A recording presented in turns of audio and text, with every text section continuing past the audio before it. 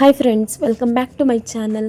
ನಾನು ನಿಮಗೆ ಇವತ್ತು ತುಂಬಾ ಈಸಿಯಾಗಿ ಈರುಳ್ಳಿ ಬಜ್ಜಿನ ತುಂಬಾ ಕ್ರಿಸ್ಪಿಯಾಗಿ ಮತ್ತು ಟೇಸ್ಟಿಯಾಗಿ ಹೇಗೆ ಮಾಡೋದು ಅಂತ ಹೇಳ್ಕೊಡ್ತಾ ಇದ್ದೀನಿ. ಬನ್ನಿ ನೋಡೋಣ. ನಾನಿಲ್ಲಿ ಒಂದು ಪ್ಯಾನ್ಗೆ ಒಂದು 2-3 ಈರುಳ್ಳಿನ ಈ ರೀತಿ ಉದ್ದುದ್ದಾಗಿ ಸಣ್ಣದಾಗಿ ಅಂದರೆ ಈ ಥರ ಸಣ್ಣದಾಗಿ ಸ್ಲೈಸ್ ಆಗೋ ಥರ ಕಟ್ ಮಾಡಿ ಇಟ್ಕೊಂಡಿದ್ದೀನಿ. ಅದಾದಮೇಲೆ ಈ ರೀತಿ ನೀವು ಕಟ್ ಮಾಡ್ಕೊಂಡ್ಬಿಟ್ಟು ಈರುಳ್ಳಿನೆಲ್ಲ ಈ ರೀತಿ ಕೈಯಲ್ಲಿ ನೀಟಾಗಿ ಉದ್ರುದ್ರ ಥರ ಆಗಬೇಕು ಈರುಳ್ಳಿ. ಆವಾಗಷ್ಟೇ ಈರುಳ್ಳಿ ಬಜ್ಜಿ ತುಂಬಾ ಚೆನ್ನಾಗಿರುತ್ತೆ. ನೀವು ಇವಾಗ ಏನು ನೋಡ್ತಾ ಇದ್ದೀರಾ, ಈ ರೀತಿ ಚೆನ್ನಾಗಿ ಕಲಿಸ್ಕೊಳ್ಬೇಕು ಈರುಳ್ಳಿನ. ಆವಾಗ ಏನಂದರೆ ಈರುಳ್ಳಿಯಲ್ಲಿರೋ ನೀರು ಕೂಡ ಬಿಟ್ಕೊಳ್ಳುತ್ತೆ ಮತ್ತು ಚೆನ್ನಾಗೂ ಆಗುತ್ತೆ. ಅದಾದಮೇಲೆ ನಿಮಗೆ ರುಚಿ ಎಷ್ಟು ಬೇಕು ನೋಡಿಕೊಂಡು ಖಾರದ ಪುಡಿ ಹಾಕ್ಕೊಳ್ಳಿ. ಮೆಣಸಿನ್ಕಾಯಿ ಯೂಸ್ ಮಾಡೋಕ್ಕೆ ಹೋಗಬೇಡಿ. ಅದಾದಮೇಲೆ ನಿಮಗೆ ರುಚಿಗೆ ತಕ್ಕಷ್ಟು ಉಪ್ಪು ಹಾಕ್ಕೊಳ್ಳಿ. ಉಪ್ಪೆಲ್ಲನೂ ಹಾಕ್ಕೊಂಡಾದ್ಮೇಲೆ 1 ಸ್ಪೂನ್ ಜೀರಿಗೆ ಹಾಕ್ಕೊಳ್ಳಿ. ನಾವೇನು ಜೀರಿಗೆ ಹಾಕ್ಕೊಳ್ತೀವಿ ಅಂತ ಹೇಳಿದರೆ, ಯೂಶ್ವಲಿ ಕೆಲವ್ರಿಗೆ ಕಡಲೆ ಹಿಟ್ಟಿನ ಬಜ್ಜಿ ತಿಂದರೆ ಗ್ಯಾಸ್ಟ್ರಿಕ್ ಆಗುತ್ತೆ. ಸೊ ಅದಕ್ಕೆ ನಾವು ಜೀರಿಗೆ ಸೇರಿಸ್ಕೊಳ್ಳೋದ್ರಿಂದ ಯಾವುದೇ ರೀತಿ ಗ್ಯಾಸ್ಟ್ರಿಕ್ ಆಗೋದಿಲ್ಲ ಮತ್ತು ಟೇಸ್ಟಿಯಾಗೂ ಕೂಡ ಇರುತ್ತೆ. ಅದಾದಮೇಲೆ ಎಲ್ಲನೂ ಕೂಡ ಚೆನ್ನಾಗಿ ಮಿಕ್ಸ್ ಮಾಡ್ಕೊಳ್ಳಿ. ಈರುಳ್ಳಿಗೆ ಖಾರದ ಪುಡಿ ಉಪ್ಪು ಎಲ್ಲ ಹಿಡಿಬೇಕು. ಅದು ಮಿಕ್ಸ್ ಮಾಡ್ಕೊಂಡು ಆದ ತಕ್ಷಣವೇ ನಾವು ಎಣ್ಣೆನ ಬಿಸಿ ಮಾಡ್ಕೊಳ್ಳೋದಕ್ಕೆ ಇಟ್ಕೊಳ್ಬೇಕು. ನಾನಿಲ್ಲಿ ಒಂದು ಪ್ಯಾನ್ಗೆ ಎಷ್ಟು ನಮಗೆ ಕರಿಯೋದಕ್ಕೆ ಎಣ್ಣೆ ಬೇಕು ನೋಡಿಕೊಂಡು ಎಣ್ಣೆ ಹಾಕ್ಕೊಂಡು ಬಿಸಿ ಮಾಡೋದಕ್ಕೆ ಇಟ್ಕೊಳ್ಳಿ. ಎಣ್ಣೆ ಒಂದು ಸ್ವಲ್ಪ ಜಾಸ್ತಿನೇ ಎಣ್ಣೆ ಹಾಕ್ಕೊಂಡ್ರೂ ಏನು ಪ್ರಾಬ್ಲಮ್ ಇಲ್ಲ. ಸ್ವಲ್ಪ ಜಾಸ್ತಿ ಎಣ್ಣೆ ಹಾಕ್ಕೊಂಡು ಎಣ್ಣೆ ಈ ಕಡೆ ಬಿಸಿ ಆಗೋ ಅಷ್ಟರಲ್ಲಿ ನಾವು ಈ ಕಡೆ ಹಿಟ್ಟನ್ನೆಲ್ಲ ಸೇರಿಸ್ಕೊಂಡು ಕಲಿಸ್ಕೊಂಡು ಬಿಡೋಣ. ನಾನಿಲ್ಲಿ ಒಂದು 3-4 ಸ್ಪೂನು ಅಕ್ಕಿ ಹಿಟ್ಟು ತೊಗೊಂಡಿದ್ದೀನಿ. ತುಂಬಾ ಕ್ರಿಸ್ಪಿಯಾಗಿ ಬರುತ್ತೆ. ಅಕ್ಕಿ ಹಿಟ್ಟು ಹಾಕ್ಕೊಳ್ಳೋದ್ರಿಂದ ನೀವು ಬೇಕಾದರೆ ಈ ಟೈಮಲ್ಲಿ ರವೆನ ಕೂಡ ಯೂಸ್ ಮಾಡ್ಕೊಳ್ಬಹುದು. ಬಟ್ ನಾನು ಅಕ್ಕಿ ಹಿಟ್ಟನ್ನು ಯೂಸ್ ಮಾಡ್ಕೊಂಡು ಆಲ್ರೆಡಿ ಅಕ್ಕಿ ಹಿಟ್ಟನ್ನು ನಾನು ಸೇರಿಸ್ಕೊಂಡಿದ್ದೀನಿ. ಬಟ್ ವಿಡಿಯೋ ತೊಗೊಳ್ಳೋದು ಮಿಸ್ ಆಗಿದೆ.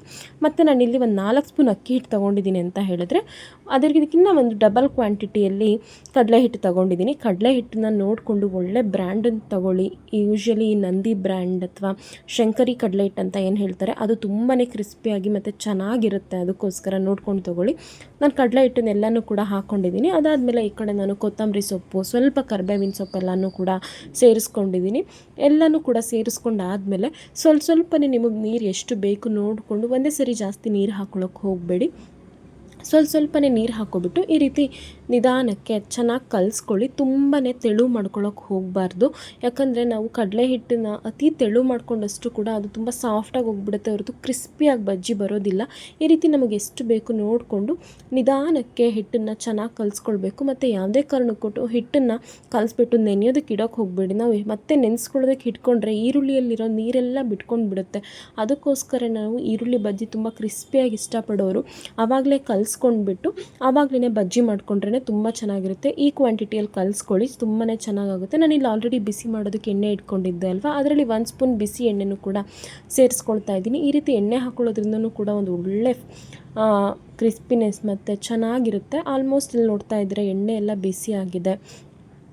ನೀವು ಈ ರೀತಿ ಬಜ್ಜಿನ ಉಂಡೆ ಕಟ್ಟೋದಕ್ಕೆ ಹೋಗಬೇಡಿ. ಜಸ್ಟ್ ಸುಮ್ಮನೆ ಹಾಗೆಯೇ ತೊಗೊಂಡ್ಬಿಟ್ಟು ಒಂದೊಂದೇ ಬಿಡ್ತಾ ಹೋಗಿ. ನೋಡಿ, ಈ ರೀತಿ ನಿಮ್ಗೆ ಎಲ್ಲೆಲ್ಲಿ ಜಾಗ ಇದೆ ಎಣ್ಣೆ ಒಳಗಡೆ ಅದರಲ್ಲೆಲ್ಲ ನೀಟಾಗಿ ಬಜ್ಜಿನ ಬಿಡ್ತಾ ಹೋಗಿ. ಮತ್ತು ತುಂಬ ಜಾಸ್ತಿನೂ ಬಿಡೋಕ್ಕೆ ಹೋಗಬಾರ್ದು. ಅವಾಗ ಏನಾಗುತ್ತೆ ಅಂತ ಹೇಳಿದರೆ ಎಲ್ಲನೂ ಕೂಡ ಕಲಿಸ್ದಂಗೆ ಆಗಿಬಿಡುತ್ತೆ. ಮತ್ತು ಹೈ ಫ್ಲೇಮ್ ಇಟ್ಕೊಳ್ಳಿ. ಯಾವುದೇ ಕಾರಣಕ್ಕೂ ಬಜ್ಜಿನ ಬಿಡುವಾಗ ನಾವು ಮೀಡಿಯಮ್ ಫ್ಲೇಮೆಲ್ಲ ಇಟ್ಕೊಳ್ಳೋಕೆ ಹೋಗಬಾರ್ದು. ಹೈ ಫ್ಲೇಮ್ ಇಟ್ಕೊಂಡೇ ಒಂದು 2-3 ನಿಮಿಷ ಸಾಕಾಗೋಗುತ್ತೆ ಬಜ್ಜಿ ಬೇಯೋದಕ್ಕೆ. ನೋಡಿಕೊಂಡು ತಿರುವಾಕೊಂಡು ಬೇಯಿಸ್ಕೊಳ್ಬೇಕು. ಇಲ್ಲ ಅಂದರೆ ಅದು ಸೀದೋಗೋ ಚಾನ್ಸಸ್ ಇರುತ್ತೆ. ಅದಕ್ಕೋಸ್ಕರ ಬಟ್ ಹೈ ಫ್ಲೇಮಲ್ಲೇ ಬಜ್ಜಿ ಬೇಯಿಸಿ. ಇಲ್ಲ ಅಂದರೆ ಬಜ್ಜಿ ಎಲ್ಲ ಎಣ್ಣೆ ಹೀರ್ಕೊಳ್ಳುತ್ತೆ.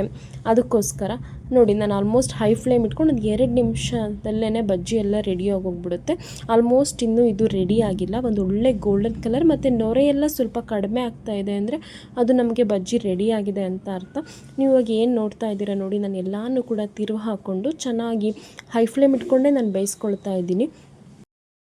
ನೀವಾಗ ಏನು ನೋಡ್ತಾ ಇದ್ದೀರಾ, ಇನ್ನೂ ಕೂಡ ಆಲ್ಮೋಸ್ಟ್ ಕಲರ್ ಚೇಂಜ್ ಆಗಿದೆ. ಬಟ್ ಬಜ್ಜಿ ಇನ್ನೂ ಒಳಗಡೆ ಬೆಂದಿರೋದಿಲ್ಲ. ಅದಕ್ಕೋಸ್ಕರ ನಾವು ಇನ್ನೂ ಒಂದು ಒಳ್ಳೆ ಗೋಲ್ಡನ್ ಕಲರ್ ಬರುತ್ತೆ ಅಲ್ಲಿ ತನಕ ಸ್ವಲ್ಪ ವೆಯ್ಟ್ ಮಾಡಿಬಿಟ್ಟು ನಿಧಾನಕ್ಕೆ ಬೇಯಿಸ್ಕೊಳ್ಬೇಕು. ನೋಡಿ, ಇವಾಗ ಏನು ನೋಡ್ತಾ ಇದ್ದೀರಾ, ಈ ಕಲರ್ ಆಲ್ಮೋಸ್ಟ್ ಬಂದಿದೆ ಅಂತ ಹೇಳಿದ್ರೆ ಬಜ್ಜಿ ರೆಡಿ ಆಗಿದೆ. ನೋಡಿ, ರುಚಿಯಾದ ಬಜ್ಜಿ ರೆಡಿ ಆಗಿದೆ. ತುಂಬಾ ಚೆನ್ನಾಗಿರುತ್ತೆ. ಪ್ರತಿಯೊಬ್ಬರು ಒಂದು ಸರಿ ಟ್ರೈ ಮಾಡಿ ನೋಡಿ. Thank you.